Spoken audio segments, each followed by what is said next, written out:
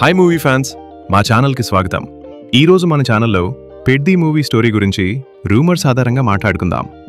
Rumours ప్రకారం ఈ కథలో హీరో పెద్ది అనే వ్యక్తి చాలా శాంతంగా కనిపించే కానీ హృదయంలో నిజాయితీ, ధైర్యం, మంచి మనసున్న వ్యక్తి.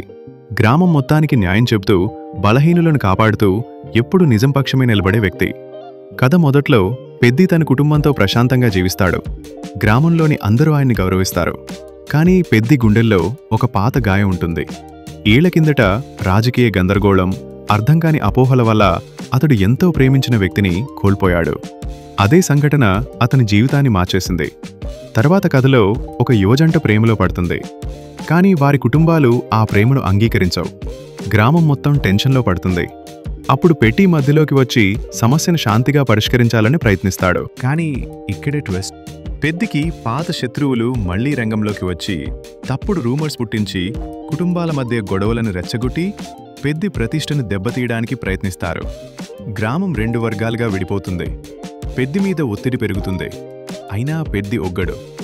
ఓర్పుతో, తెలివితేటలతో నిజమైన దోషులను బయటపెట్టి అందరికీ నిజం చూపిస్తాడు. ప్రేమికులు నిర్దోషులని అందరూ అర్థం చేసుకుంటారు. చివరికి 2 కుటుంబాలు ఏకమవుతాయి. క్లైమాక్స్లో ఆ జంట అందరి ఆశీర్వాదాలతో పెళ్లి చేసుకుంటారు. నిజం, ఐక్యత, క్షమ, ఇవే నిజమైన విజయాలు అని పెద్ది మరోసారి నిరూపిస్తాడు.